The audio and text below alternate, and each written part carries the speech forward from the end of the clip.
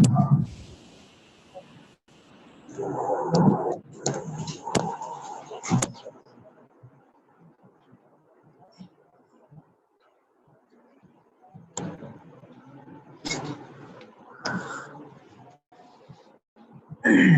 اللہ الرحمن الرحیم۔ یہ دیکھو، یہ کتاب ہے شمشیر محمدیہ، ٹھیک ہے۔ یہ اس وقت مولانا شفیق صاحب ہے نا، شفیق پسلوری، غیر مقلدوں کے، نیٹ پہ بھی ہے، اس پہ بھی آتے ہیں، دارالسلام والوں کا جو پیغام ہے، اور جگہ بھی، یہ ان کے والد تھے۔ غیر مقلدوں میں دو رفیق تھے، ایک کو کہتے تھے رفیق مدن پوری، اور ایک یہ رفیق تھے جس سے کہتے ہیں رفیق ٹونڈا۔ تحریک پاکستان میں ان کا بازو کٹ گیا تھا، تو یہ بڑے متاثر تھے۔ تو یہ مولانا خیر محمد جلندری کا مناظرہ ہے، مولانا خیر محمد جلندری کا مناظرہ عبدالستار جو غربا اہل حدیث والے تھے نا، غربا اہل حدیث، عبدالوہاب صدری کا بیٹا، جس کی فوائد ستاریہ کے نام سے تفسیر ستاری بھی چھپی ہوئی ہے، اور فتاوی ستاریہ بھی ہے، اور جامعہ ستاریہ کراچی میں ان کا جو مدرسہ ہے، اور پرانا مدرسہ ان کا بنس روڈ پہ تھا، ممتی مسجد پہ۔ تو ان کے ساتھ حضرت کا مناظرہ ہوا تھا، اور حضرت شیخ الہند کی جو کتاب تھی ادلہ کاملہ، ادلہ کاملہ کے اوپر یہ محرمات جسے کہتے ہیں ابدیہ سے نکاح اور پھر بتی کا جو مسئلہ ہے لا حد علیہ، تو اس کے اوپر بحث تھی۔ تو پھر انہوں نے کہا ہم جیت گئے، انہوں نے کہا ہم جیت گئے، تو ایک اشتہار شائع کیا ہمارے لوگوں نے بھی کہ بھئی فتح ہماری ہوئی ہے۔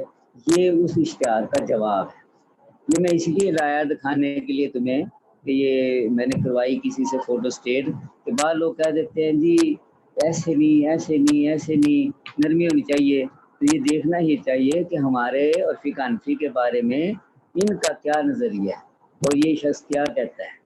اور اس نے ایک بات بھی نمی نہیں لکھی، میں نے اس میں سارے نشان لگائے، یہ ساری باتیں حقیقت الفقہ سے اس نے اٹھا کے لگائی ہیں، اور حضرت شیخ الہند کے خلاف، اور مولانا جسے کہتے ہیں کہ بھئی خیر محمد جلندری کے خلاف اس نے تمہیں لکھی۔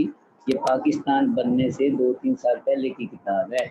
تو اس میں یہ عبارت مولوی ان کو بتا پڑھ کے یہ اسلام کو بدنام کرنے والا تھے کہ آپ کو یہ لگے۔ اس وقت مولانا سرفراز صاحب نے اپنی کتابوں کے اندر جو اس کا حوالہ دیا، انہوں نے بھی رد کیا ہے اور سمجھایا ہے، مسئلہ ویسے نہیں سمجھایا، موبائل کے بغیر سمجھا دے، ضروری تو نہیں ہے ویسے یہ نظریہ پڑھو فقہ حنفی کے تو یہ لگانے کے اسلام کو بدنام کرنے والا مذہب حنفی کیا ہی مزیدار ہے، جو کہ حرام کاروں، چوروں، اقلام بازوں، بدمعاشوں، بنگروں، زانیوں، شرابی اور دوتیوں کا ہمدرد بنا ہوا ہے، جو کسی جرم کے کرنے پر بھی حد نہیں لگنے دیتا۔ بیوہ اور مساحی عورتوں کو کئی طرح سے نسخے بتلا کر ان کو اپنی شرمگاہیں پھاڑنے کی ترکیبیں بتلاتا ہے، پھر بھی نماز روزہ میں قضا یا کفارہ نہیں آنے دیتا۔ اور مذہب حنفی کے دعوے دار ہمیشہ بدنام ہم مسلمان اہل دوسروں کو جو کہ قرآن شریف اور حدیث شریف کے ہی دعوے دار ہیں کو کرتے ہیں، اور طرح طرح کے الزام لگا کر نادان اور جاہل لوگوں کو ہم سے برتن کرتے ہیں۔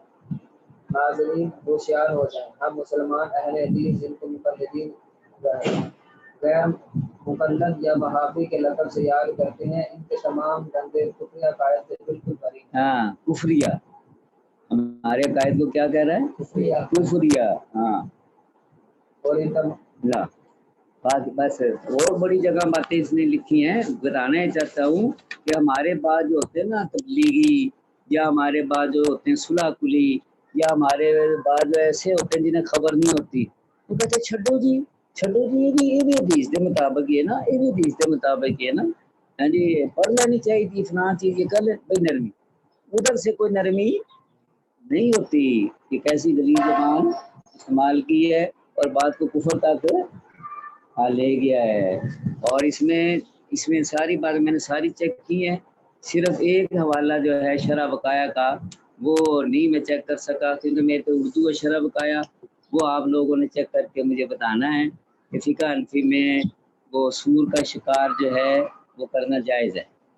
جواب تو میں نے لکھ دیا ہے، کہ بھئی اس کا مطلب کیا ہو سکتا ہے اگر یہ عبارت ہو تو، مگر وہ شرح وقایا کا اس نے والا دیا کہ شرح وقایا 550 فلاں میں یہ لکھا ہے کہ انفیہ کے نزدیک سور کا شکار کرنا جائز ہے، ٹھیک ہے، یہ بات لکھی ہے۔ بہرحال یہ بعد میں کریں گے، یہ بات میں نے آپ کو سمجھائی ہے۔ تو جو آدمی تھوڑا سا تمہارے میں ہو نا تیز، یا عربی اس کی اچھی ہو، وہ تھوڑا سا مائیں نا وہ معاملت کیا کرے ہمارے ساتھ، کوئی عربی عبارت بتانی ہو، کوئی لکھنی ہو، کوئی سمجھ آ جائے، ہیں؟ ہاں بس جو عربی اچھی جانتا ہے اس سے کبھی ہم بھی استفادہ کر لیں نا۔ عربی نہیں آتی مجھے،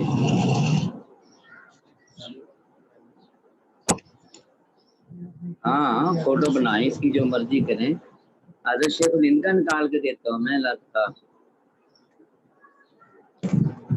تو ہمارے تو شیخ الہند رحم اللہ بزرگ ہیں، یہ دیکھ یہ مولانا محمود الحسن، ٹھیک ہے، اور یہ یہاں لکھا ہے اس نے، یہ خیر محمد جلندری، ٹھیک ہے، یہاں سے کہتا ہے کہ ان کا جو یہ خیر محمد جلندری ہے نا، اس نے کیا جسے کہتے ہیں کہ یہ صحابہ ساتھ مولوی حنفی مناظر مولوی خیر محمد جلندری، اور یہ دکھانے کا یہ بھی مقصد ہے کہ مولانا خیر محمد جلندری صوفی ہیں، بیعت کرتے تھے، پیری مریدی کرتے تھے، مولانا شرف علی تھانوی کے خلیفہ خاص ہیں، علامہ انور شاہ کے شاگرد نہیں، یاسین بریلوی کے شاگرد تھے، مگر ہمارے بزرگوں سے مستفیض تھے، تو صوفی ہونے کے باوجود مناظرے کرتے تھے خیر محمد جلندری، یہ سب ثبوت ملتا ہے اس کا۔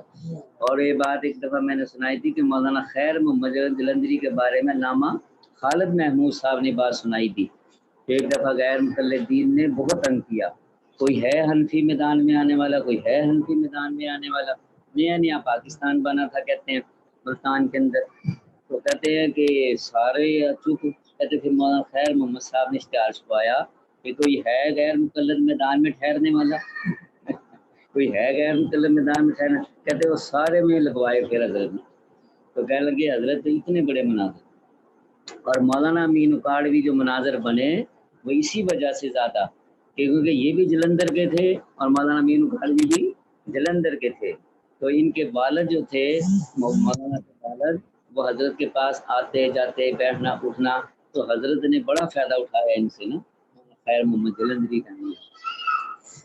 اور میں بدور الحلہ اور دلیل الطالب دیکھنا چاہتا تھا کسی زمانے میں، تو وہ ملتی نہیں تھی، نواب صدیق حسن کی کتابیں ہیں، اس کے حوالے مولانا سرفراز صاحب بڑے دیتے تھے، دلیل الطالب الى ارجع المطالب اور بدور الحلہ، تو میں خیر المدارس گیا، خیر المدارس کی لائبریری دیکھی ہم نے، ویسی شوقیہ کہ لائبریری دکھاؤ ان کا دیکھ لو، وہ جب ہم دیکھتے دیکھتے گئے تو ایک خانے میں بدور الحلہ بھی پڑا ہے، دلیل الطالب بھی پڑی ہے، دوسری چیزیں پڑی ہیں، اور اس کے اوپر نشان لگے ہوئے، تو پھر میں نے کہا وہ یہ یہاں اس لیے ہیں کہ مولانا خیر محمد جلندری مناظر تھے، وہ جتنی مناظرانہ کتابیں وہ یہاں موجود ہیں، باقی اور کسی لائبریری میں ہمیں نظر نہیں آئی۔ سب سے پہلے میں نے انہی کی لائبریری میں دونوں کتابیں دیکھی، اتنی موٹی موٹی کتابیں، کوئی 1500 صفحے کی،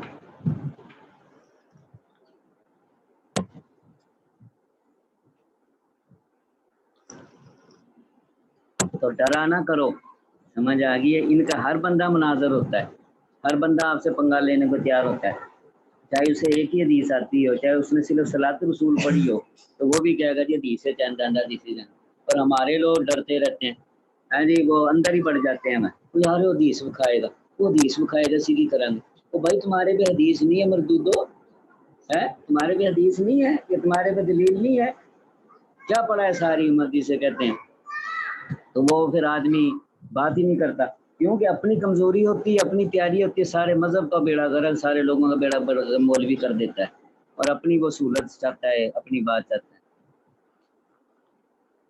لڑائی کرنا مقصد نہیں ہے، مگر یہ ہے کہ وہ جسے کہتے ہیں نا نیچا رہن وہ دکھانا، وہ بھی نہیں۔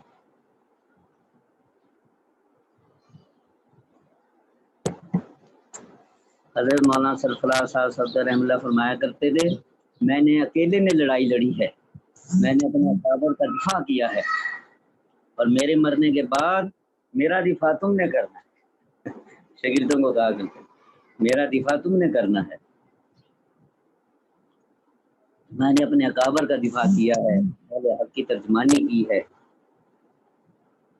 اور اکیلے نے لڑائی لڑی ہے۔ کہتے ہیں میں نے، میرا معاون کوئی نہیں تھا، میں نے اکیلے نے لڑائی لڑی ہے۔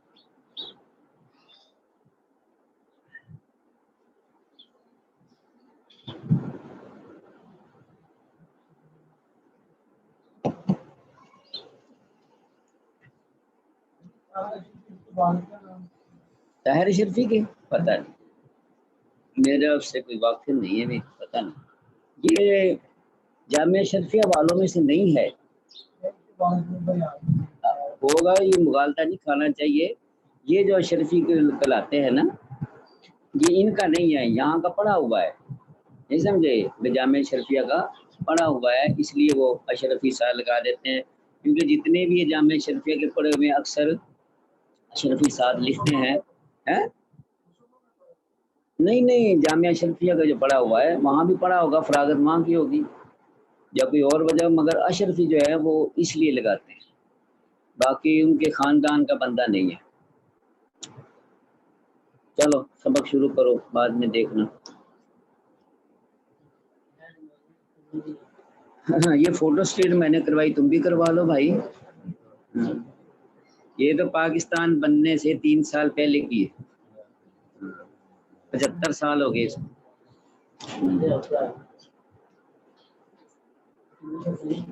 24 صفحے نہیں، 24 تک کرانا، پوری کتاب بس کراؤ نا، وہ فہرست آ گئی ہے 24 صفحے تک۔ ایسے ایسے کرائے گا نا جیسے 14 صفحے بنے گے، 14 صفحے نا 28 صفحے لگیں گے۔ رہنے دے، ایسا کام نہیں میں کرتا، نہیں وہ تو رہنے دے، اسے بعد میں ابھی سبق پڑھ۔ ہاں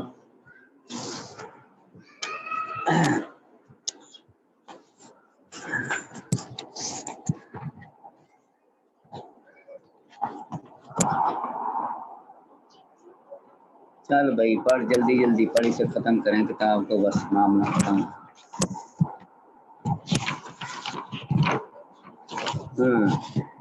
15واں سوال۔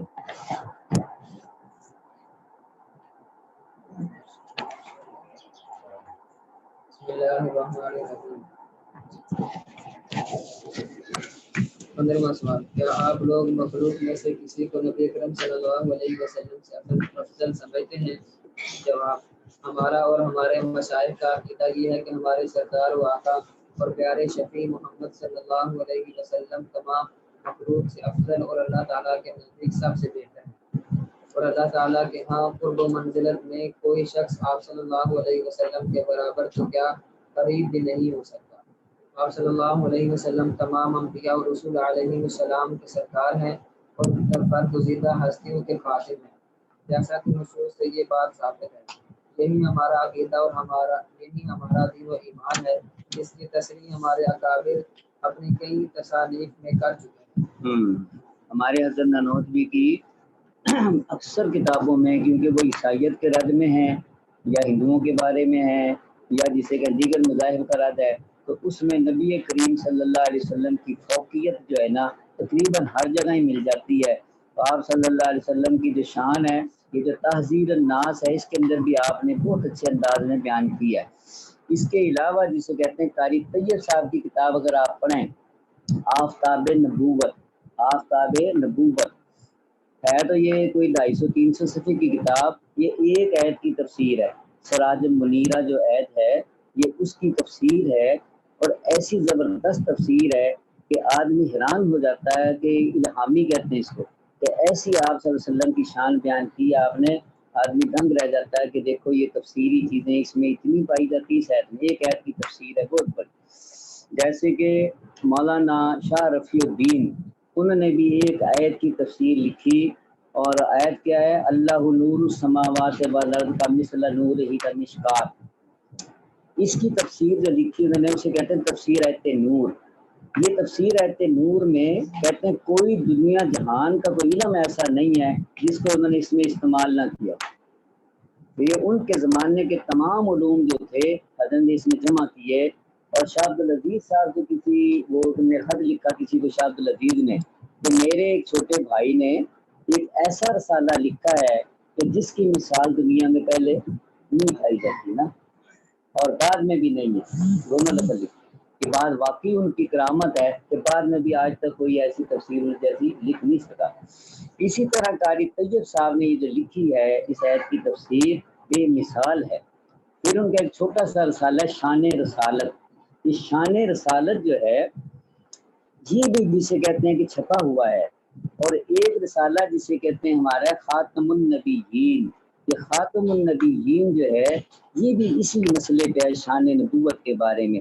باقی حضرت تھانوی رحم اللہ کے جو مواعظ ہیں میلاد النبی اور رحمت دو عالم، یہ ضرور مطالعہ کرنا چاہیے۔ خطبات کی جو 32 جلدیں ہیں ان کے اندر جسے کہتے ہیں دونوں جلدیں یہ شامل ہیں، تو آپ کو پتہ لگے گا کہ بھئی جسے کہتے ہیں علماء دیوبند کا کیا نظریہ ہے۔ اور دارالارشاد کراچی نے ایک کتاب شائع کی ہے 5 جلدوں کے اندر، اس کا نام ہے خصوصیات مصطفیٰ، خصوصیات مصطفیٰ صلی اللہ علیہ وسلم۔ اسے آپ دیکھیں گے تو پتہ لگے گا علماء دیوبند کا کیا نظریہ ہے جسے کہتے ہیں۔ اور اس کے علاوہ جو پرانی کتابیں تھیں ان میں قاضی ایاز مالکی جن کی مسلم کی شرح اکمال المعلم،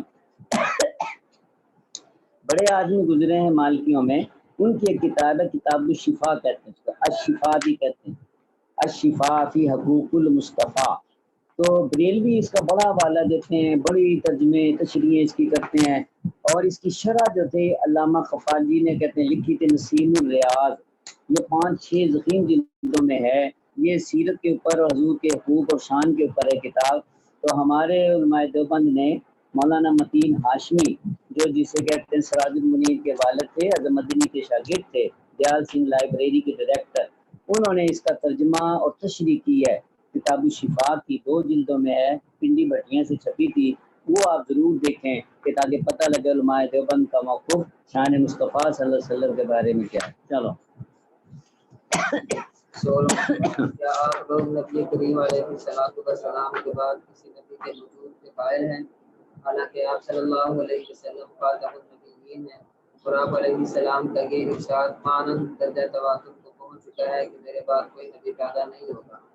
اس جیسی اور بھی احادیث موجود ہیں، اس پر امت کا اجماع ہے۔ تو جو شخص ان نصوص کے ہوتے ہوئے آپ صلی اللہ علیہ وسلم کے بعد کسی نئے نبی کے آنے کا قائل ہو، اس کے بارے میں آپ کا کیا نظریہ ہے؟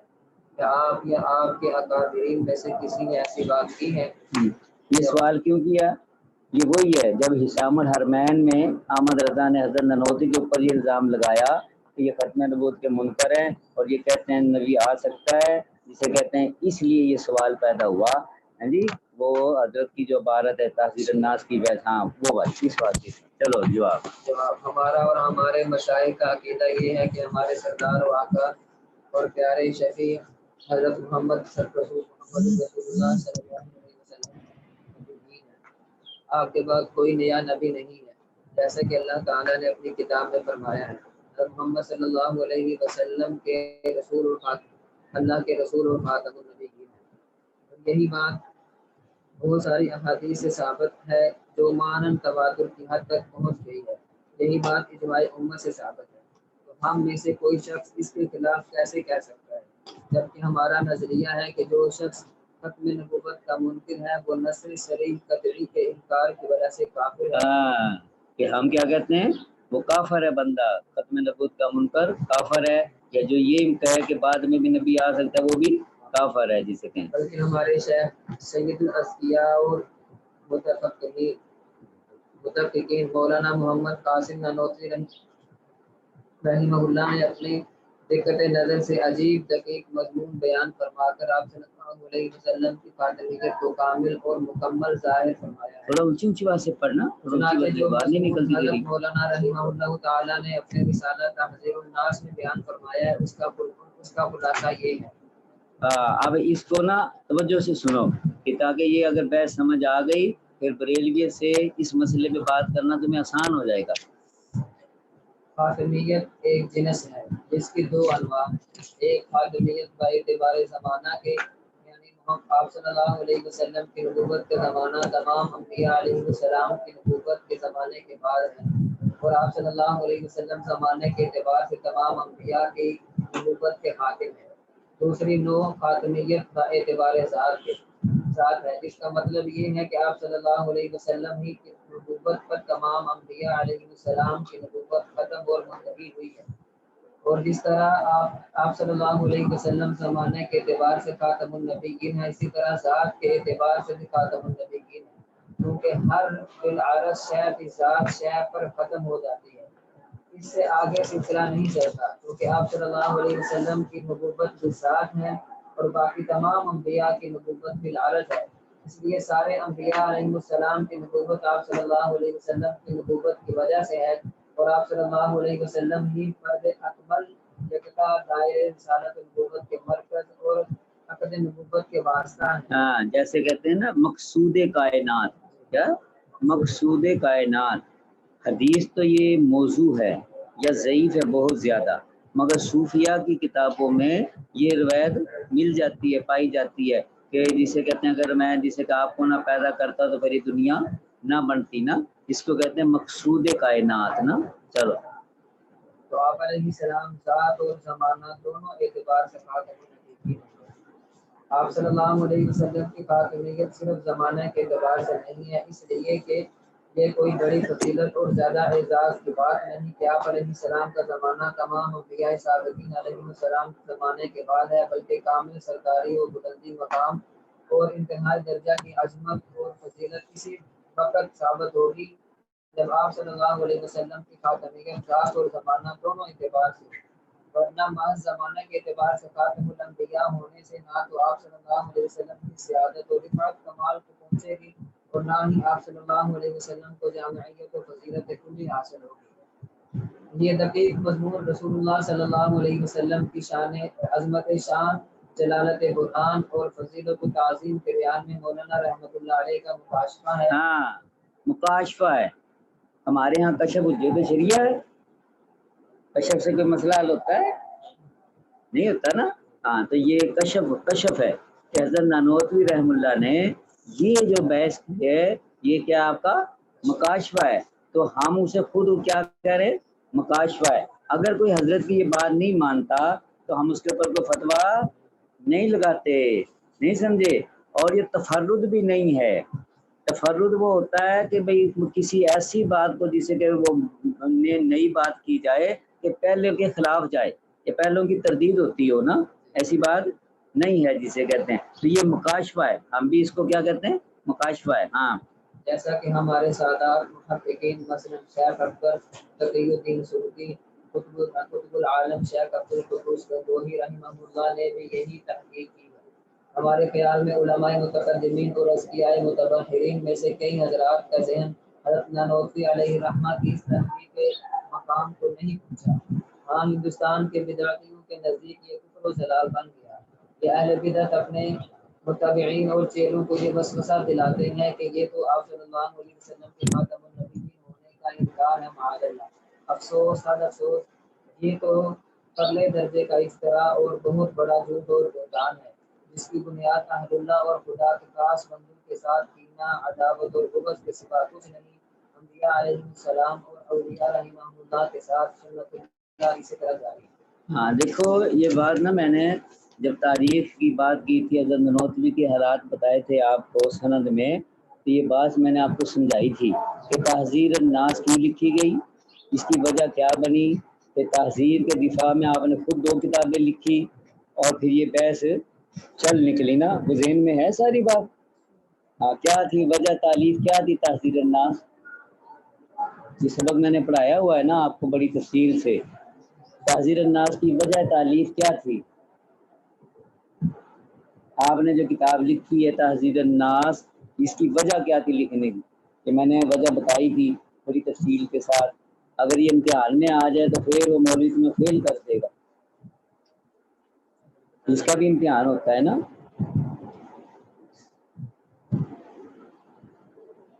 کوئی نہیں پتا تھے، بھول گئے سارے نا۔ اچھا آپ نے تحذیر کا پھر دفاع میں جو 2 کتابیں لکھی وہ کون سی تھی؟ تحذیر کے دفاع میں خود آپ نے اپنی زندگی میں 2 کتابیں لکھی ہیں، وہ کون سی؟ یہ بھی نہیں، کیا کرے بندہ۔ حضرت نانوتوی رحمۃ اللہ علیہ نے یہ جو تحذیر الناس لکھی تھی، اس کی وجہ یہ تھی کہ مولانا نقی علی خان احمد رضا کے جو والد تھے اور مولانا احسن نانوتوی، یہ کون تھے احسن نانوتوی؟ بتایا تھا میں نے کہ یہ 3 بھائی تھے، مسعد نانوتوی، منیر نانوتوی، احسن نانوتوی، اور یہ حضرت نانوتوی کے جد میں اکٹھے ہو جاتے ہیں سارے، اور مولانا مملوک علی یعقوب نانوتوی ایک ہی خاندان ہے، ان کا جد امجد ایک ہی ہے۔ تو احسن نانوتوی رحمۃ اللہ کا اور مولانا نقی علی خان کا اختلاف ہوا، کیونکہ وہ بھی بریلی میں تھے، نسبہ و تہذیب کے وہ انچارج تھے، اور یہ بھی بریلی میں تھا، احمد رضا کا والد جو تھا۔ اور اختلاف کیوں واقع ہوا؟ میں نے یہ بات بتائی تھی کہ ایک مناظرہ احمدیہ چھپا تھا، مناظرہ احمدیہ، یہ مناظرہ احمدیہ، احمدی سے یہ مرزئی مراد نہیں ہے بھئی احمدی سے یہ مراد ہو، مناظرہ احمدیہ نذیر حسین دہلوی کے 2 شاگرد تھے، باپ اور بیٹا، ایک تھا جسے کہتے ہیں کہ بھئی بشیر احمد شاہ سمانی، اور اس کا بیٹا تھا نذیر احمد شاہ سمانی، یہ شاہ سمان کے تھے۔ تذکرہ علماء شاہ سمان، اس کے اندر ان کا تذکرہ مل جاتا ہے، اور ابو الحسن علی ندوی کے والد نے جو کتاب لکھی ہے نزہۃ الخواطر جلد نمبر 8، اس کے اندر بھی باپ بیٹوں کا تذکرہ موجود ہے، اور تراجم علماء اہل حدیث کے اندر بھی امام یحییٰ خان نوشیروی کی کتاب میں ان کی تفصیل موجود ہے۔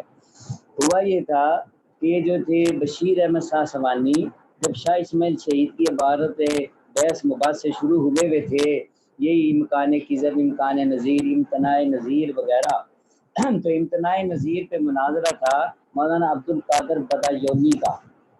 عبد القادر بدایونی فضل رسول بدایونی کا بیٹا تھا، اور یہ جو تحریک پاکستان میں ابو حامد بدایونی تھا، نورانی سے پہلے جو صدر تھا، جس کے یہ اس کا پردادا ہے فضل رسول بدایونی، تو اس نے جسے کہتے ہیں عبد القادر بدایونی نے 3 دن یہ مناظرہ رہا، تو 3 دن کے بعد وہ کتابیں اٹھا کے بھاگ گیا عبد القادر بدایونی، تو اس نے نذیر احمد نے اس مناظرے کی جو امتناع نظیر کے اوپر مناظرہ تھا اس کے باپ کے ساتھ عبد القادر بدایونی کا، اس کو تحریری شکل میں جسے کہ بنا کے مناظرہ احمدیہ کے نام سے شائع کر دیا۔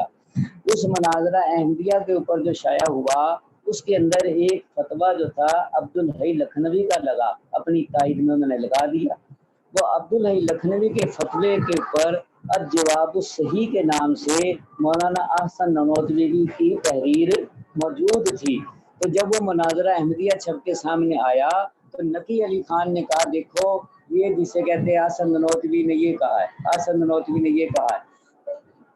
ایک طوفان برپا ہو گیا، اور یہاں تک کہ عید کے موقع پہ اتنا بڑا فتنہ ہوا بریلی میں کہ اس سے پہلے کہتے نہیں ہوا کہ وہ کہتے میں نے عید کی نماز نہیں پڑھی، بڑا ہوا کہ آپس میں صلح ہو جائے، خیر اس نے اپنی عید الگ پڑھی ہے، اور مولانا جہاں اپنی باغ میں عید پڑھا رہے تھے وہاں پڑھی ہے عیدگاہ میں۔ پھر یہ طے پایا کہ ہم نا آپس میں کسی عالم سے یا یہ بڑے بڑے مفتی علماء ان سے پوچھ لیتے ہیں، اگر وہ آپ کی تائید کریں گے تو وہ آپ کے ساتھ ہوگی بات، اگر میری تائید کریں گے میں سچا ہوں گا۔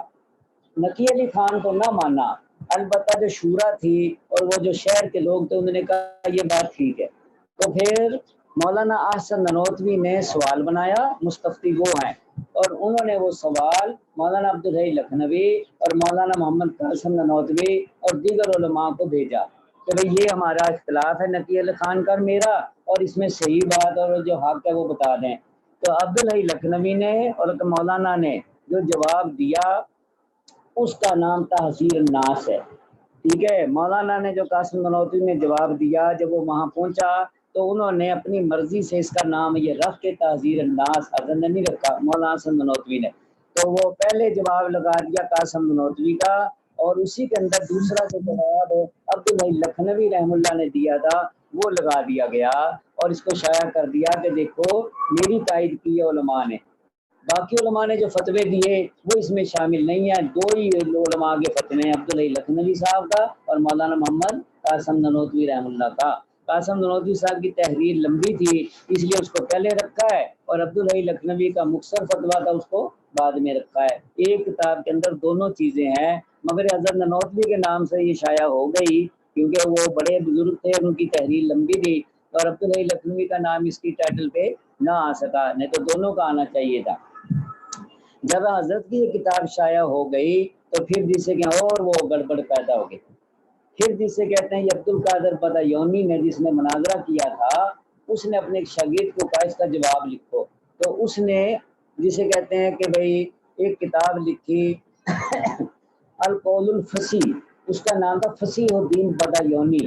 اس نے القول الفصیح لکھی. حضرت نانوتوی کو جب وہ ملی تو حضرت نے اسی وقت اس کا جواب لکھ دیا، اسی کے حاشیے کے اوپر ہی جسے کہتے ہیں، اس کا نام ہے رد القول الفصیح. رد القول الفصیح، نبراس اصل اس کا نام ہے، نبراس.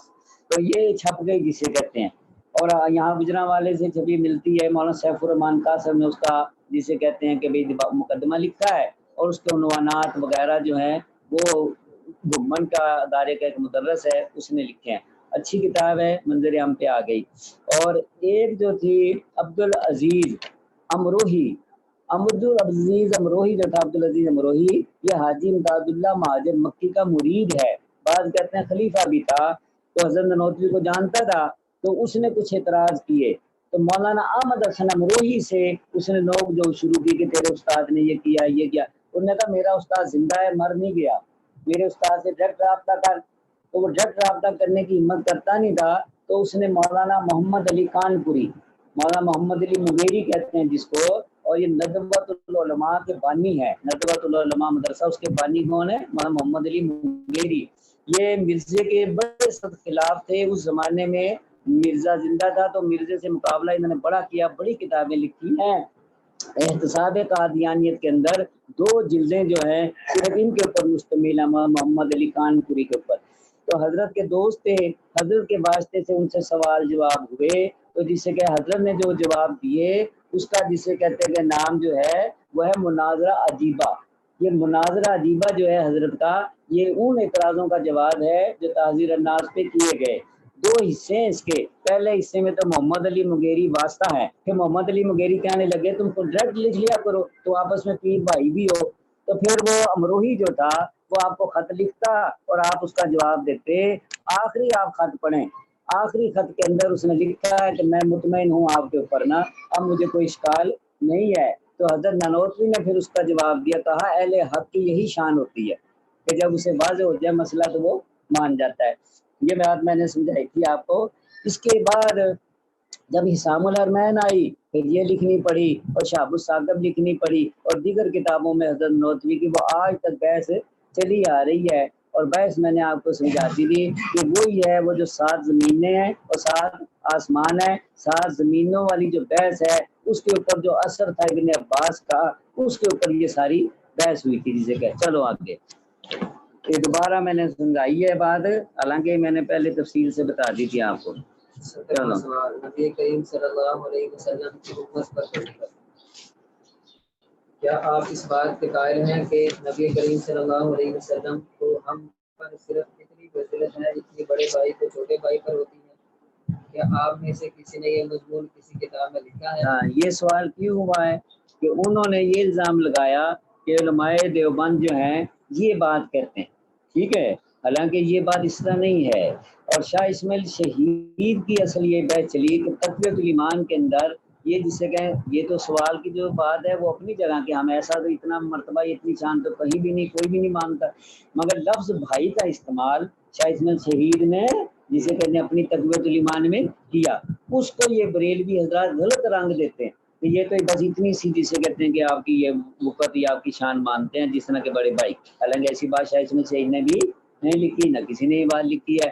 مگر یہ سوال پیدا اس لیے ہوا کہ بھائی کی بحث وہاں ہے، اور اس کا تفصیلی جواب عبارت اکابر میں بھی مولانا سرفراز صاحب نے دیا ہے، اور اس سے پہلے مولانا محمد منظور نعمانی کی کتاب ہے شاہ اسماعیل شہید پر اہل بدعت کے الزامات اور ان کے جوابات، اس کے اندر تفصیل آپ دیکھیں گے کہ بھائی کی کتنی قسمیں ہوتی ہیں.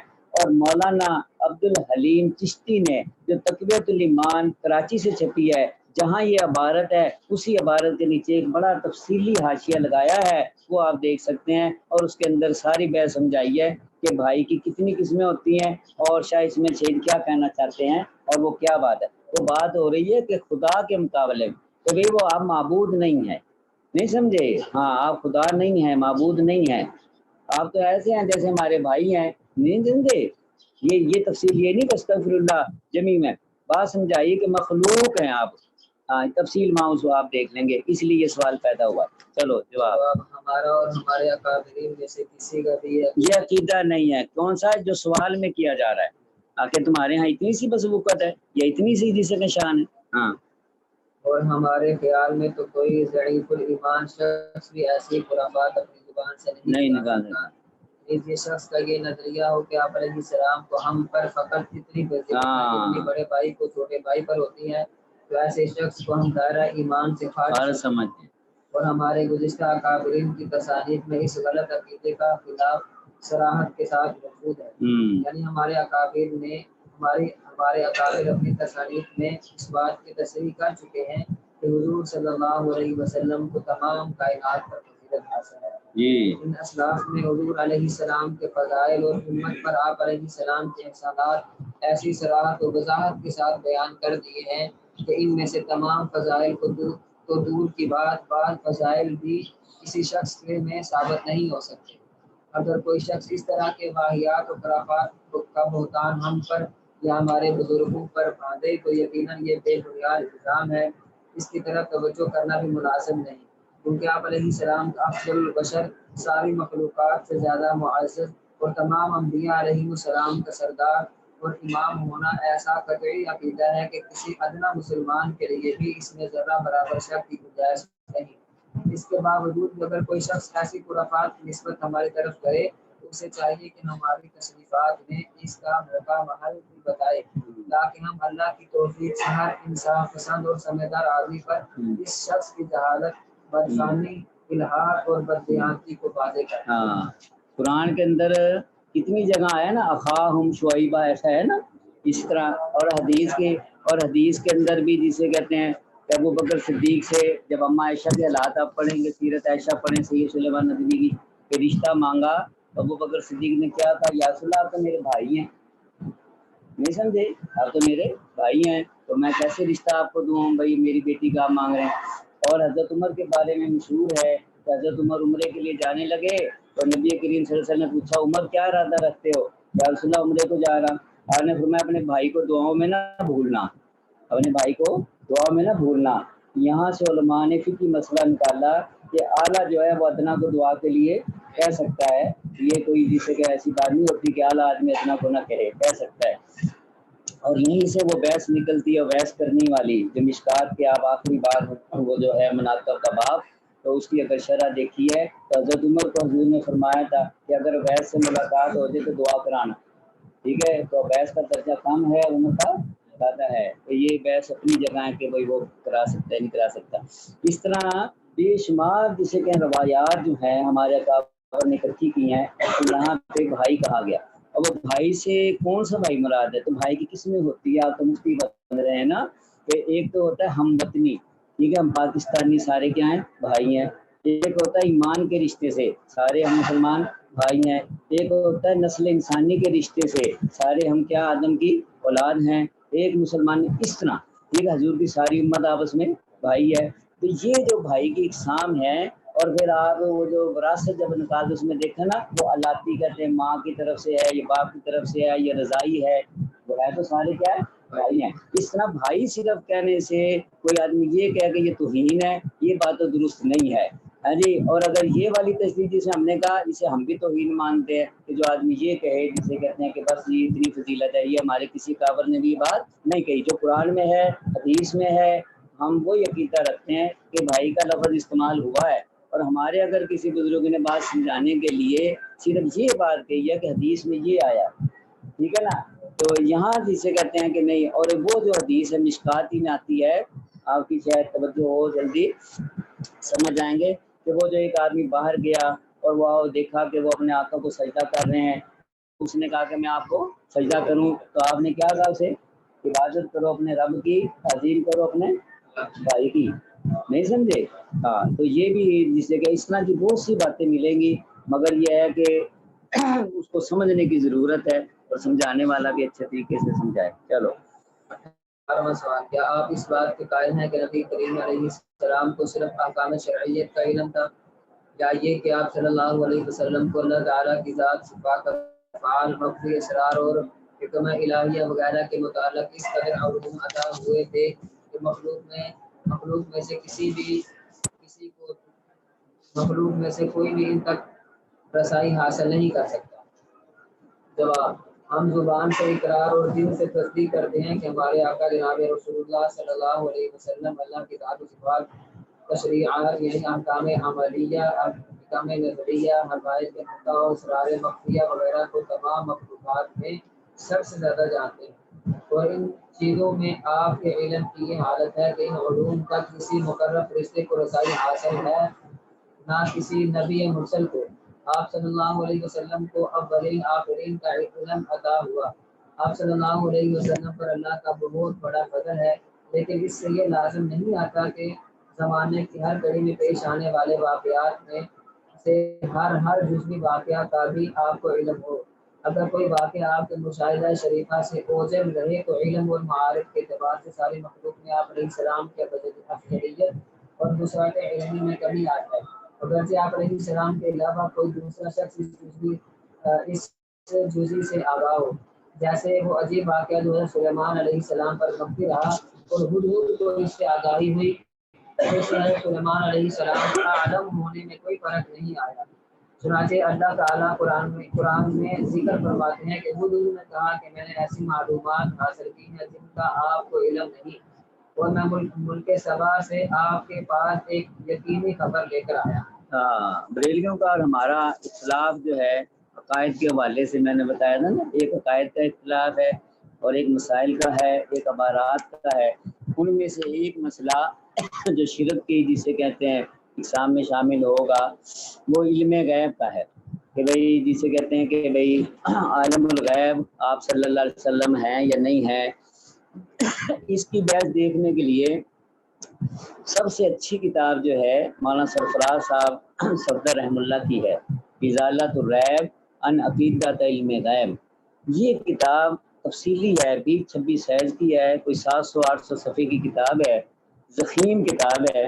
اور احمد رضا سے لے کے بلکہ اس سے بھی پہلے سے کہ ان کے کسی اکابر نے اگر کوئی چیز لکھی ہے، اور اپنے زمانے تک مولانا سرفراز صاحب نے بریلویوں کی سب کتابیں سامنے رکھی. ٹھیک ہے، احمد رضا کی 2 کتابیں انباء المصطفیٰ اور دولت المکیہ یہ علم غیب پہ مشہور ہیں، اور نعیم الدین مراد آبادی کی کتاب جو ہے جسے کہتے ہیں کہ بھئی وہ بھی چھپی ہوئی ہے علوم مصطفیٰ کے نام سے، کہ نام اس وقت مجھے نہیں آ رہا اس کا. تو یہ ان کی مرکزی کتابیں تھیں. پھر جسے کہتے ہیں کہ بھئی نعیم الدین مراد آبادی کے شاگردوں میں مفتی احمد یار خان آیا، اس نے جسے کہ جال حق کے اندر یہ مسئلہ بڑا لمبا چوڑا لکھا ہے. اور محمد عمر چلوی نے مقیاس حنفیت کے اندر یہ مسئلہ لکھا ہے. اور ایک یہاں مولوی صالح صاحب تھے پسرور کے علاقے کی طرف، یہ جو ہے ڈسکے کی طرف مترا والی، وہاں کے تھے، انہوں نے ایک علم غیب پہ بڑی لمبی چوڑی کتاب لکھی. اور اس کے بعد تو بے شمار لوگ لکھتے رہے کتابیں، آج تک سلسلہ جاری ہے نئے نئے انداز میں جسے کہتے ہیں. مگر مولانا سرفراز صاحب کی کتاب ایسی ہے کہ اگر ایک آدمی نفس مسئلہ سمجھنا چاہے اور ان کے دلائل کو جسے دیکھنا چاہے سارے، بھائی ایک ہی کتاب ہماری طرف سے کافی. ٹھیک ہے، یہ کتاب ایسی کتاب ہے کہ آدمی مجبور ہوتا ہے مسئلہ ماننے کے اوپر کہ یار نہیں، صحیح موقف جو ہے وہ علماء دیوبند کا ہی ہے.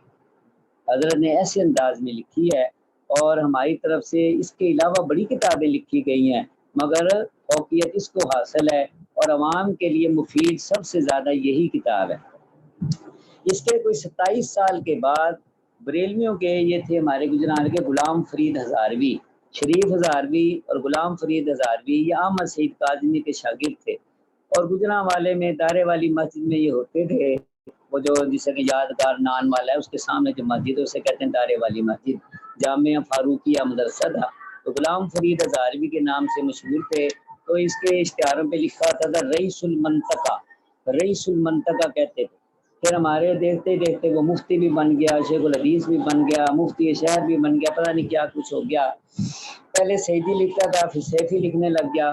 بہرحال اس کو بریلویوں نے کہا کہ تم ان کا مقابلہ کرو نا، کچھ لکھو ان کے بارے میں، جیسے سیدی تھا، تو اس نے ایک کتاب لکھی اسباق علم غیب۔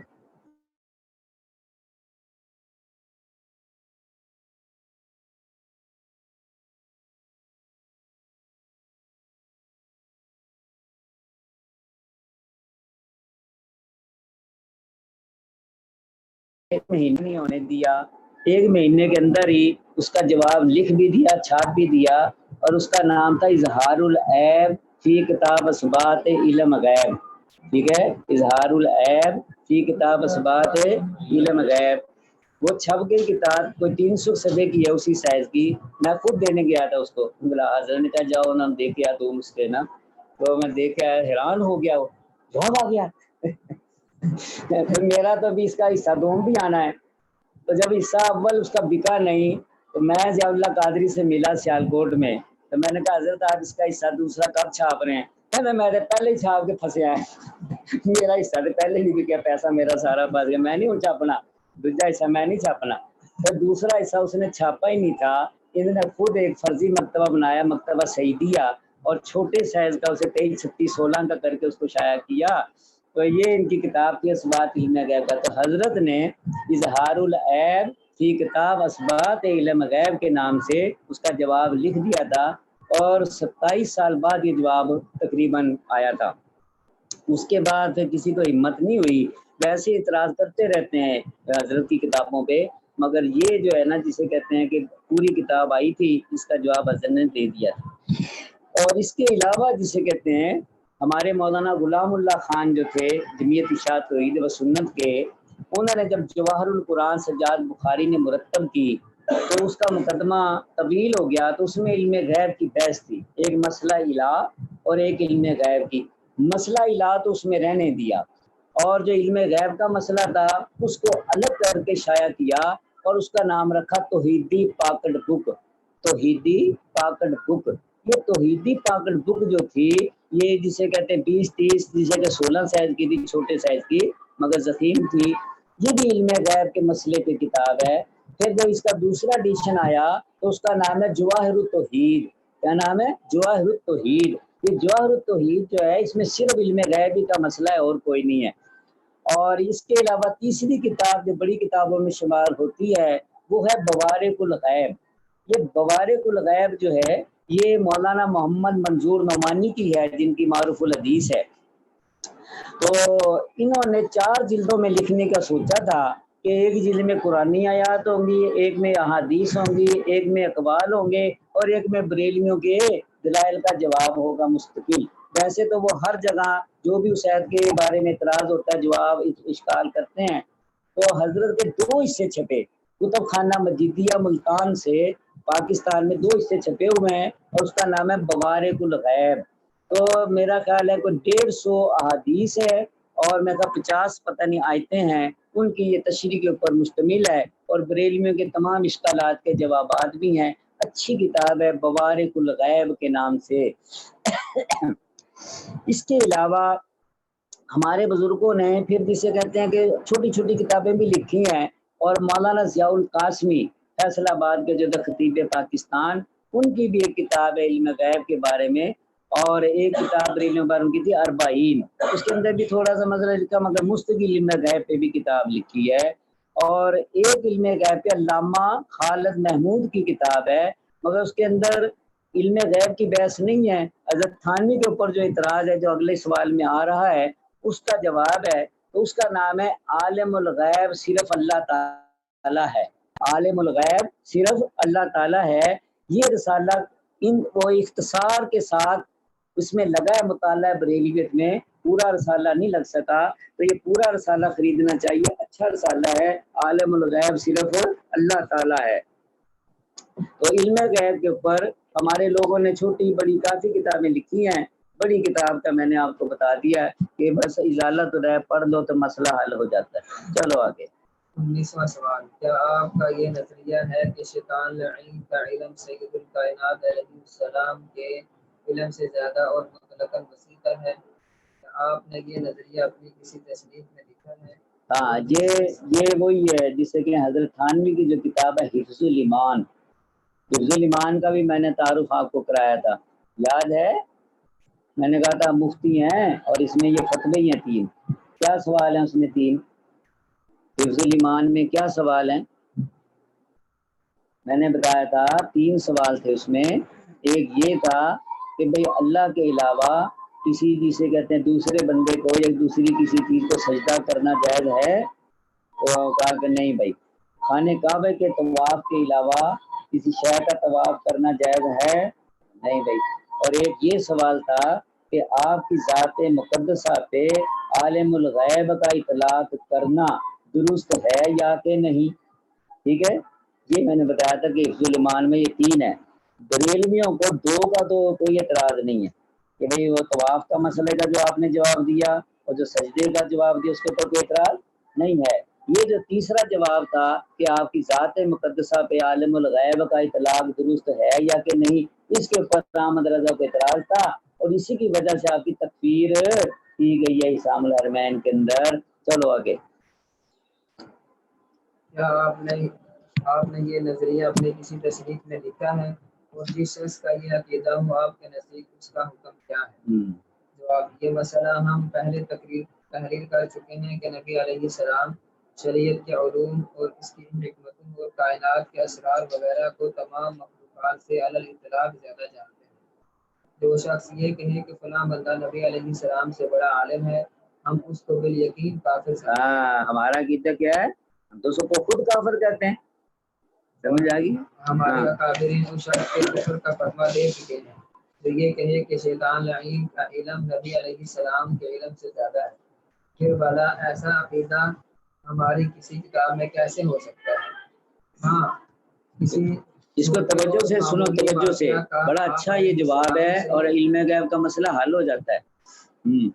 ہاں کسی چھوٹے یا معمولی واقعہ کا آپ علیہ السلام سے اس وجہ سے مخفی رہنا کہ آپ نے اس کی طرف توجہ نہیں فرمائی، یہ آپ کے عالم ہونے میں ذرہ برابر نقصان دہ نہیں ہو سکتا، جبکہ یہ بات بھی ثابت ہو چکی کہ جو علوم آپ علیہ السلام کے منصب اعلیٰ کے مناسب ہیں ان میں آپ ساری مخلوق سے بڑے عالم ہیں۔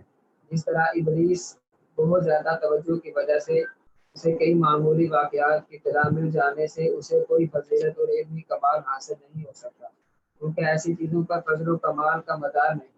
اس وجہ سے معلوم ہوا کہ یوں کہنا کہ شیطان کا علم ہمارے آقا جناب رسول اللہ صلی اللہ علیہ وسلم کے علم سے زیادہ ہے، ہرگز درست نہیں ہے۔ مثال نمبر 1، جس طرح اگر کسی بچے کو کوئی خاص واقعہ معلوم ہو جائے تو یہ کہنا درست نہیں کہ اس بچے کا علم فلاں جید محقق عالم سے زیادہ ہے، اس کو تمام علوم و فنون تو معلوم ہے مگر اس واقعے کا علم نہیں۔ مثال نمبر 2، اور ہم ہدہد کا حضرت سلیمان علیہ السلام کے ساتھ پیش آنے والا واقعہ بیان کر چکے ہیں۔ اس کی یہ بات بھی کہ میں نے ایسی معلومات حاصل کی ہیں جن کا آپ کو علم نہیں ہے۔ حدیث اور تفسیر کی کتابیں اس قسم کی مثالوں سے بری پڑی ہیں جو عوام میں بھی بہت مشہور ہیں۔ مثال نمبر 3، نیز حکماء کا اس بات پر اتفاق ہے کہ افلاطون، جالینوس یہ افلاطون جالینوس کون ہے؟ حکیم، ہاں بہت بڑے حکیم۔ ان کی اگر جس سے کہتے ہیں کہ بھئی حالات پڑھنے ہوں، ہمارے اکابر نے کتاب لکھی ہے حکمائے اسلام، حکمائے اسلام، 2 ضخیم جلدوں میں کتاب ہے، سستی ملتی ہے، 70 روپے کی تھی اس وقت۔ تو یہ ادارہ تحقیقات میں چھاپی ہے، گورنمنٹ کا جو ادارہ ہے اسلام آباد میں، 2 جلدوں میں سستی کتاب ہے، 300 صفحے کی ہے، اس کا نام ہے حکمائے اسلام۔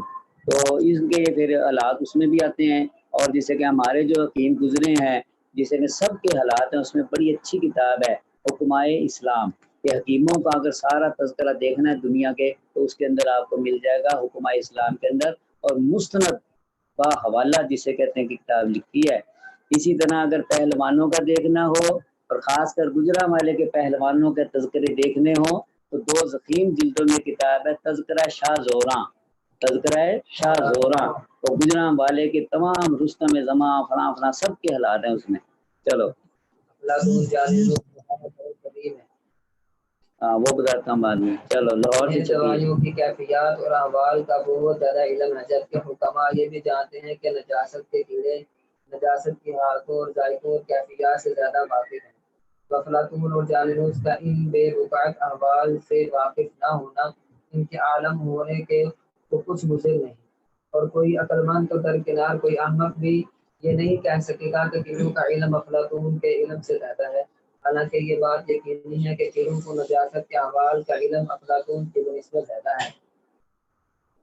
ہمارے ملک کے اہل بدعت نبی کریم علیہ السلام کی ذات بابرکات کے لیے عمدہ و اسفل اور اعلیٰ و ادنا ہر قسم کے علوم ثابت کرتے ہیں، اور یوں کہتے ہیں کہ چونکہ آپ علیہ السلام تمام مخلوق سے افضل ہیں، اس لیے لازمی بات ہے کہ آپ علیہ السلام کو ساری مخلوق کے علوم چاہے جزوی ہوں یا کلی معلوم ہوں گے۔ ہم نے اس علم کلی و جزوی کے ثبوت کا محض اس وجہ سے انکار کیا کہ اس کی بنیاد محض قیاس فاسد پر ہے، کوئی معتبر نص اس پر موجود نہیں۔ ذرا غور فرمائیے کہ ہر مسلمان شیطان لعین سے افضل اور اشرف ہے، تو اس قیاس سے لازم آئے گا کہ ہر امتی بھی شیطان کے ہتھ کنڈوں سے آگاہ ہو۔ یہ بھی لازم آئے گا کہ حضرت سلیمان علیہ السلام بھی اس واقعے کو جانتے ہوں جس کا علم حدود کو تھا، اور یہ کہ افلاطون اور جالینوس بھی ان معلومات سے واقف ہوں جو قیروں کو حاصل ہیں، ورنہ یہ سارے لازم باطل ہیں۔ جیسا کہ مشاہدے سے یہ بات واضح ہے کہ یہ براہین قاطعہ کی عبارت کا خلاصہ ہے، جس سے خود ذہن قد دینوں کی رگیں کاٹ ڈالیں اور دجال و بہتان بعض لوگوں کی گردنیں توڑ کر رکھ دیں۔ چنانچہ براہین قاطعہ میں ہماری بات صرف بعض جزوی واقعات کے متعلق تھی، اس لیے ہم نے اس میں اشارہ کا لفظ لائے تھے تاکہ معلوم ہو جائے کہ نفی و اس بات سے مقصود صرف یہی جزیات ہیں، دیگر تمام علوم نہیں۔ لیکن مفسرین کی عادت ہے کہ وہ کلام میں تحریف کرتے ہیں، خدا بند تعالیٰ کے سامنے محاسبہ سے نہیں ڈرتے۔ نیز ہمارا پختہ عقیدہ ہے کہ اگر کوئی شخص اس بات کا قائل ہو کہ فلاں شخص کا علم نبی علیہ السلام کے علم سے زیادہ ہے تو یقیناً وہ کافر ہے، جیسا کہ اس کی صراحت ہمارے کئی علماء کر چکے ہیں۔ تو جو شخص ہمارے اس بیان کے خلاف ہم باندھے، اس پر لازم ہے کہ مالک روزے جزا کے بیان کریں۔ اللہ تعالیٰ ہمارے قول پر اچھا، یہ براہین قاطعہ کی عبارت کی بحث میں نے آپ کو سمجھائی تھی کہ دیوبندی بریلوی جو اختلاف ہے وہ جو 4 عبارتیں ہیں اسلام الحرمین کی اس کی وجہ سے ہے، بتائی تھی کہ نہیں؟ یہ براہین قاطعہ کیوں لکھی گئی تھی؟ براہین قاطعہ کیوں لکھی گئی؟ مولانا خلیل احمد سہارنپوری رحم اللہ نے جو براہین قاطعہ لکھی ہے اور احمد رضا نے اس کی وجہ سے کفر کا فتویٰ لگایا ہمارے پہ، یہ کیوں لکھی گئی تھی براہین قاطعہ؟ اس کی وجہ تالیف کیا تھی اور اس میں کیا بحث تھے؟ کوئی نہیں پتہ۔ دیکھو، یہ جو براہین قاطعہ ہے یہ انوار ساتیہ کا جواب ہے، انوار ساتیہ کا جواب ہے۔ انوار ساتیہ مولوی عبدالسمیع بیدل رامپوری کی کتاب ہے، اور یہ عبدالسمیع بیدل جو تھے یہ شاعر تھے، بیدل تخلص کرتے تھے اس لیے ان کو بیدل کہتے ہیں۔ تو عبدالسمیع حاجی امداد اللہ مہاجر مکی کا خلیفہ ہے، اور انہوں نے ایک کبھی کتاب محل نے شائع کی ہے جو کہ ہمارے خلاف ہے، سخت کتاب، نثار احمد خان انڈیا کے ہیں، انہوں نے اسے مرتب کیا ہے، اور اس کا نام ہے نوادر امدادیہ۔ نوادر امدادیہ حاجی امداد اللہ مہاجر مکی کے اس میں خطوط ہیں اصل بھی، اور ان کی جسے کہ اردو کر کے بھی جسے کہ لگایا ہے، اور یا پڑھی نہیں جاتی باردو صاحب کے ہر خط 2 جسے کہتے ہیں پیرائے میں، ایک اصل خط کی فوٹو اور ایک دوسری۔ انہوں نے ثابت کیا اس میں کہ حاجی امداد اللہ مہاجر مکی جو تھے وہ ہمارے تھے، اور وہ میلاد کے قائل تھے، اور وہ دیوبندیوں کے سخت مخالف تھے، اور حضرت گنگوئی کے، خلیل احمد سہارنپوری کے، شیخ الہند کے، ان کے سب خلاف تھے، اور یہ خط اس کے نہ شاہد ہیں کہ حاجی صاحب کا نقطہ نظر آپ اس میں پڑھ سکتے ہیں، اور نوادر امدادیہ اس کا نام ہے، کوئی 300 صفحے کی کتاب ہے، کتاب محل نے چھاپی ہے داتا دربار مارکیٹ سے۔ تو یہ عبدالسمیع جو تھا یہ کون تھا؟ حاجی صاحب کا جسے کہتے ہیں کہ خلیفہ تھا، مرید بھی تھا۔ تو حاجی صاحب ایسی شخصیت ہیں کہ ان کے بریلوی بھی خلیفے بھی ہیں اور مرید بھی ہیں، جسے کہتے ہیں کہ پیر میر علی شاہ یہ بھی حضرت کے خلیفہ ہیں، جس جگہ محمد حسین الہ آبادی وہ بھی حضرت کے خلیفہ ہیں۔ یہ جو تھے نواب انوار اللہ حیدرآبادی جس کی انوار احمدی کتاب ہے وہ بھی حضرت کا خلیفہ ہے۔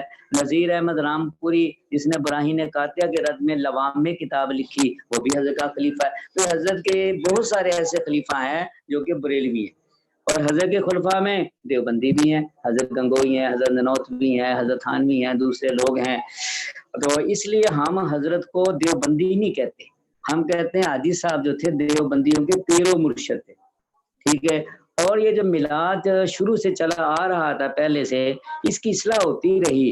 مجدد صاحب نے بھی کی ہے، حضرت جسے کہتے ہیں شاہ صاحب نے بھی کی، شاہ عبدالعزیز نے بھی کی، مگر یہ ہے کہ جاری ساری رہا. تو حاجی صاحب جو تھے وہ میلاد کے بھی قائل تھے اور قیام کرنا میلاد کے اندر اس کے بھی قائل تھے.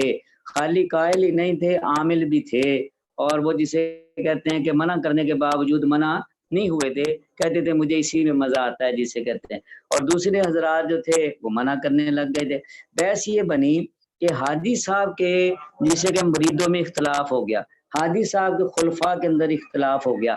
اب حاجی صاحب پریشان تھے کہ کسی طرح یہ اختلاف جو ہے نا یہ بڑھے نہیں اور یہیں دب جائے جسے کہتے ہیں. تو وہ علماء دیوبند کو بھی سمجھاتے تھے، حضرت گنگوئی کو، خلیل احمد سہارنپوری کو، ان لوگوں کے یار مناظرہ مجادلہ میرا مزاج نہیں ہے، یہ نہ کرو. اور ادھر بریلویوں کو بھی کہتے تھے کہ بس اگر تم نے یہ کر دیا اب نہ کرو. تو حاجی صاحب کی ساری کوششیں اصلاح کی تھی، یہ نہیں کہ ہم کہتے ہیں کہ وہ بریلوی تھے. تو مگر میلاد کے مسئلے میں وہ ان کے ساتھ تھے.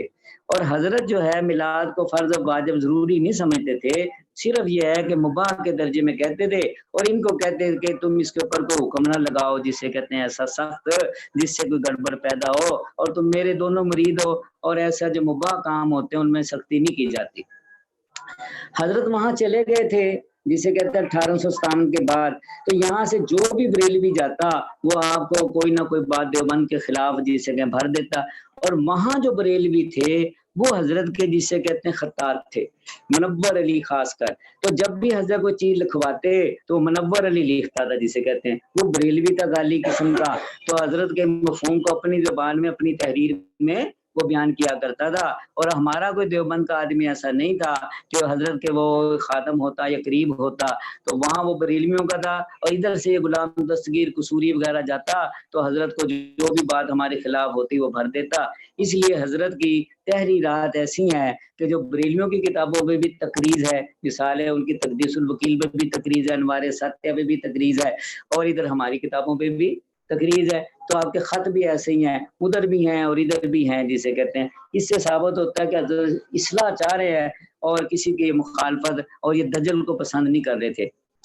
ہوا یہ تھا کہ جب یہ بدعت کی بحث چلی اور یہ جسے کہتے ہیں میلاد کی بحث ہوئی تو ایک فتویٰ مرتب ہوا اور غیر مقلدین نے اس کو مرتب کیا. غیر مقلدین نذیر حسین دہلوی کے 3 شاگرد تھے، انہوں نے جسے کہتے ہیں فتویٰ بنایا کہ میلاد اور یہ تیجا 40واں کرنا درست نہیں ہے، یہ بدعت ہے. وہ فتویٰ اور اس کا جواب جسے کہ وہ دیوبند آیا، اور انہوں نے جواب صحیح لکھنے کے لیے تصدیق کرانے کے لیے حضرت گنگوہی بڑے آدمی تھے، گنگوہی پہ بھی بھیج دیا اور جسے کہ دوسرے علماء کو بھی بھیج دیا. حاجی صاحب نے اس وقت بھی منع کیا تھا کہ غیر مقلدوں کی اس کتاب پہ تقریز نہ کرو، اور نے کہا بھائی مسئلہ درست ہے کیوں نہ کریں جسے کہتے ہیں. تو پھر حضرت گنگوہی نے بھی اس پہ تصدیق کر دی تھی اور دیوبند والوں نے بھی کر دی تھی، مفتی عزیز الرحمان نے بھی کر دی تھی اس کے اوپر تصدیق. وہ پھر 4 ورقی کہتے ہیں اس کو، 4 ورقی وہ پمفلٹ شائع ہو گیا میرٹھ سے نا. اس کے کوئی مہینہ بعد مولانا احمد علی سہارنپوری جو وہ سب کے استاد تھے، بڑے تھے، ان کے سامنے استفتاء رکھا گیا کہ آپ کی میلاد کے بارے میں کیا رائے ہے. تو انہوں نے میلاد کے متعلق جو فتویٰ دیا وہ جسے کہیں بڑا تھا، اور پھر وہ 4 صفحے وہ اور 20 صفحے مولانا احمد علی سہارنپوری کا فتویٰ، وہ اکٹھی 24 صفحے کا ایک پمفلٹ شائع ہوا اور اس کا نام تھا فتاوی میلاد. فتاوی میلاد، وہ فتاوی میلاد جو اگر آپ نے دیکھنا ہے تو دارہ اسلامیات نے شائع کیا، مگر ذرا آگے پیچھے اس میں عبارت ہو گئی ہے. کتاب شائع کی ہے دارہ اسلامیات نے فتاوی میلاد کے نام سے، اور اس کے اوپر مولانا احمد علی سہارنپوری کا نام لکھا ہوا ہے. یہ جو فتویٰ تھا اس کا رد لکھا انوار ساتیہ، انوار ساتیہ فی اثبات مولود و فاتحہ. یہ پہلی کتاب ہے، احمد رضا سے پہلے لکھی گئی ہے کہ بھائی جسے کیا اختلاف ہوا کہ بھئی ہم میلاد کے قائل ہیں، تو اس کے اندر اس نے میلاد کی ساری بحث کی ہے اور یہ جو تیجا 40واں یہ وغیرہ اس کا ثبوت دیا ہے. جب یہ کتاب آ گئی تو حاجی امداد اللہ مہاجر مکی بھی حیات تھے مگر وہ چلے گئے تھے، حضرت گنگوہی تھے. حضرت گنگوہی رحمہ اللہ نے خلیل احمد سہارنپوری کو کہا کہ اس کا جواب لکھو. اور ایسا لکھو کہ جسے کہ پتہ لگ جائے نا. تو اسی واسطے بریلوی حضرات کہتے ہیں یہ گنگوئی کی کتاب ہے, گنگوئی نے خود لکھی ہے اور اپنے شاگرد کے نام سے شائع کر دیا, حالانکہ ایسی بات نہیں ہے, حضرت نے ساری پڑھی ہے اور اس پہ تقریر کی ہے, اس واسطے وہ گنگوئی کی مصدقہ کہہ دیتے ہیں. چلو ٹھیک ہے. تو پھر یہ کیا ہے, ایسے بیچ میں لائن لگی ہوئی ہے کتاب کے براہین قاطعہ کے. یہ پوری کتاب عبدالسمیع بیدل کی میں نے اوپر چڑھائی ہے. اور کالا اقولو جسے کہیں یا لائن کے نیچے جو بات کا جواب دینا ہوتا ہے, خلیل احمد سہارنپوری اس کا جواب دیتے ہیں. تو وہ جب چھپ گئی تو عبدالسمیع نے اس کا جواب نہیں دیا. البتہ 2-4 سال کے بعد جب دوسرا ایڈیشن شائع ہوا تو اس کے اندر براہین قاطعہ کا بھی جواب اس نے دیا, جبکہ حاجی امداد اللہ نے منع کیا تھا کہ نہیں لکھنا. اپنے پیر کی نہیں مانی نا انہوں نے. ہمیں کہتے ہیں حاجی صاحب پیر ہے تو مانتے نہیں دیوبندی پیر کی, تم نے مانی ہے. اچھا, نذیر احمد رامپوری نے مستقل جواب لکھا لوام میں, اور مولانا خلیل احمد سہارنپوری اور گنگوئی کی تکفیر کر دی لوامے کے اندر. یہ دونوں کافر ہے, احمد رضا سے پہلے کی بات ہے یہ. جب یہ کتاب شائع ہو گئی براہین قاطعہ اور جسے کہتے ہیں یہ بحث چل پڑی, تو پھر احمد رضا نے براہین قاطعہ کی ایک عبارت کی وجہ سے کفر کا فتویٰ لگایا. اور اس سے پہلے وہ جو مناظرہ میں نے بہاولپور سنایا تھا آپ کو خلیل احمد سہارنپوری کا اور حضرت شیخ الہند مرتضیٰ حسن چاندپوری, ابو وفا افغانی, یہ جو لوگ آئے تھے, تو بہاولپور میں مناظرہ ہوا اور اس کی روداد غلام دستگیر قصوری نے شائع کی تھی تقدیس الوکیل فی توہین خلیل و رشید. یہ کتاب پہلے کی ہے شامل ارمین سے. تو اس عبارت میں پھر کفر کا فتویٰ لگایا تھا.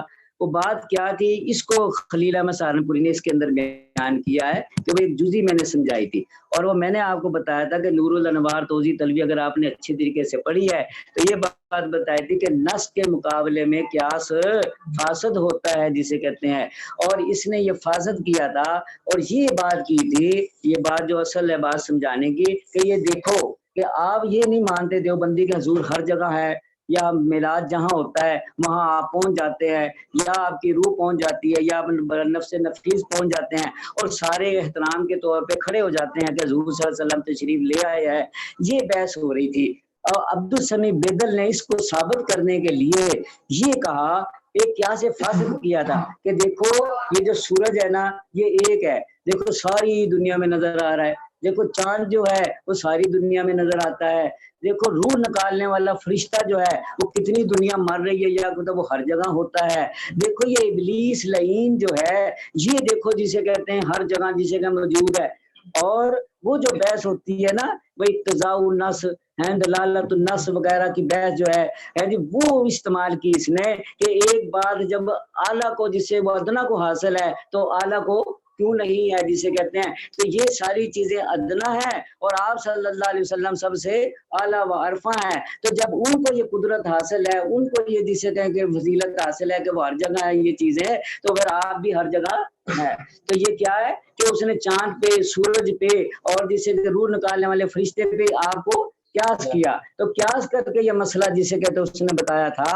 تو مولانا خلیل احمد سہارنپوری براہین قاطعہ میں جب اس عبارت کا جواب دیتے ہیں تو اس کو مخاطب کر کے یہ بات کہہ رہے ہیں کہ قیاس فاسد نہ کر, قیاس فاسد نہ کر, نص پیش کر.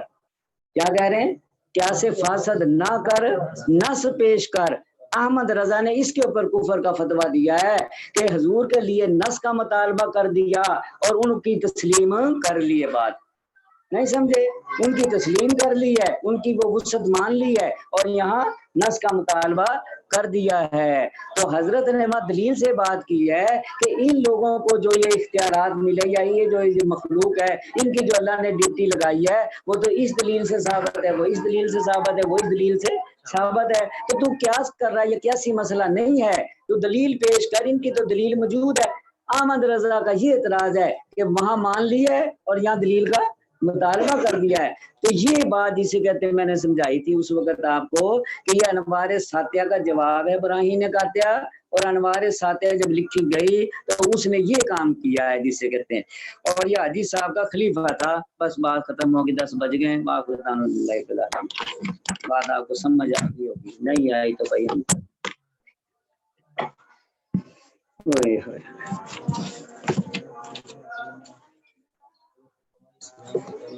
ہاں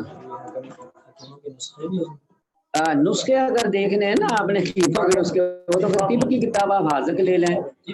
ہاں حاذق کتاب لے لیں, کنز المجربات لے لیں, کنز المرتبات لے لیں, فقہ اکبر لے لیں, کسی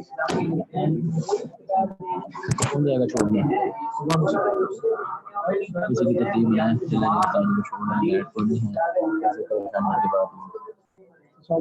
چھوڑا نہیں